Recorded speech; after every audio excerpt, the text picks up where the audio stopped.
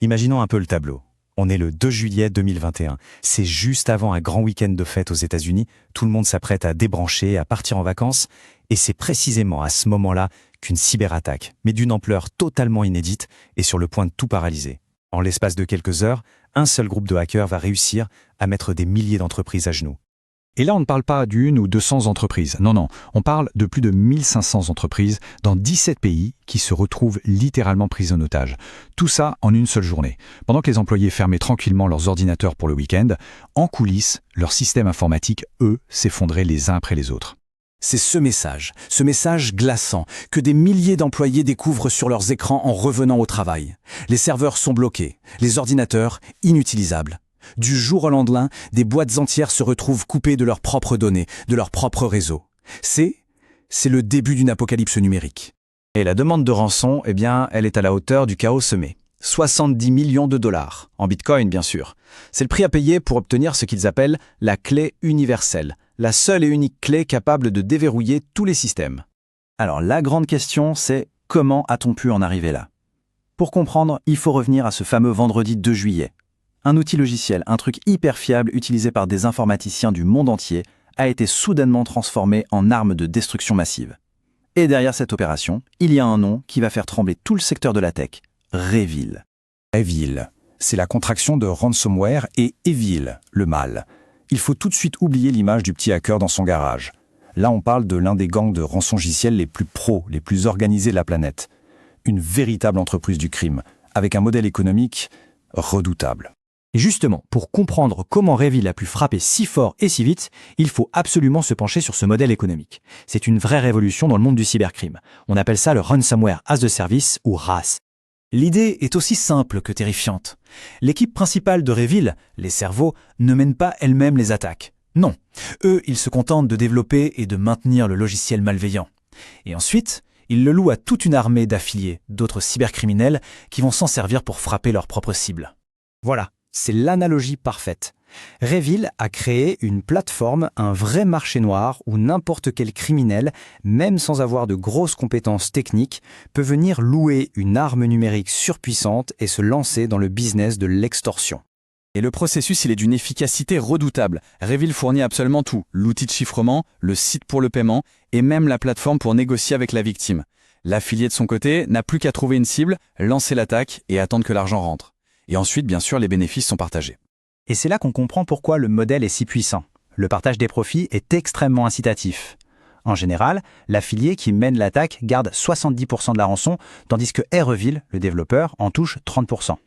C'est ce qui a permis de, en quelque sorte, démocratiser le cybercrime et de démultiplier la force de frappe du groupe.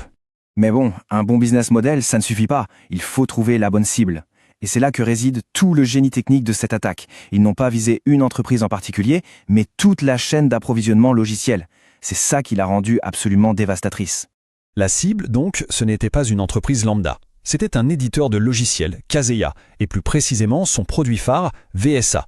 C'est un outil qui permet à des boîtes d'informatique de gérer à distance les ordinateurs de tous leurs clients. Pensez une seconde. Un seul accès pour contrôler des milliers de machines, c'était la cible parfaite. Pour s'infiltrer, REvil a utilisé ce qu'on appelle une faille 0D. C'est un peu le saint graal des pirates. C'est une vulnérabilité que même le fabricant du logiciel ne connaît pas encore, et donc pour laquelle il n'existe aucun correctif. En exploitant cette porte dérobée, ils ont réussi à transformer une mise à jour de sécurité, un truc tout à fait légitime, en une arme. Et c'est là que l'effet domino, à la fois brillant et terrifiant, s'est enclenché. Étape 1, une seule brèche chez Kaseya. Étape 2, cette brèche permet d'infecter une 60aine de prestataires informatiques. Et étape 3, ces prestataires, en pensant installer une mise à jour normale, infectent à leur tour, automatiquement, tous leurs clients. C'est cette réaction en chaîne qui a paralysé plus de 1500 entreprises en un claquement de doigts. Mais attention, cette cyberattaque, ce n'est pas qu'une histoire de code et de serveurs. Ses conséquences dans le monde réel ont été immédiates et surtout très très concrètes pour des millions de gens. La diversité des victimes est juste frappante. En Suède, 800 supermarchés ont dû baisser le rideau parce que leurs caisses enregistreuses étaient hors service.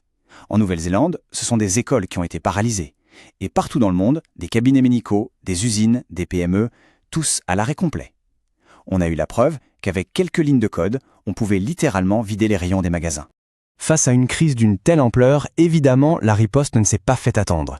L'affaire a changé de dimension. Ce n'était plus juste un crime, c'était devenu une menace pour la sécurité nationale. Une véritable chasse à l'homme planétaire a été lancée. La chronologie de cette riposte est juste fascinante. En juillet, quelques jours à peine après l'attaque, le président américain Joe Biden met un gros coup de pression sur son homologue russe. Et peu de temps après, comme par magie, les sites web de Revil disparaissent. En octobre, c'est une coalition internationale qui pirate à son tour les serveurs de Revil.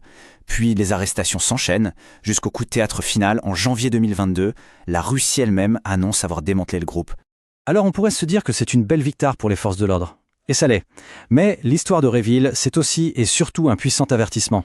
Parce que si le groupe a été démantelé, l'idée qu'il a perfectionnée, elle, n'a pas disparu. Bien au contraire. Et c'est ça le point absolument crucial de toute cette affaire. Hervéville n'est pas né de rien. Il était l'héritier d'un autre groupe, Grande Crabe. Il a simplement rendu le modèle RAS encore plus performant. Du coup, même si la marque Hervéville a disparu, ses membres et surtout son business model se sont dispersés.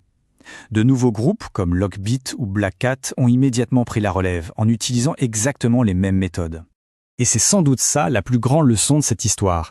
L'attaque Kaseya a complètement brouillé la frontière entre le cybercrime et la cyberguerre. Elle a montré de manière spectaculaire qu'une attaque 100% numérique pouvait avoir des conséquences physiques absolument désastreuses en paralysant des infrastructures vitales et des chaînes d'approvisionnement entières. Finalement, l'histoire de Revil nous laisse avec une question assez vertigineuse. Les forces de l'ordre ont prouvé qu'elles pouvaient démanteler un groupe, aussi puissant soit-il.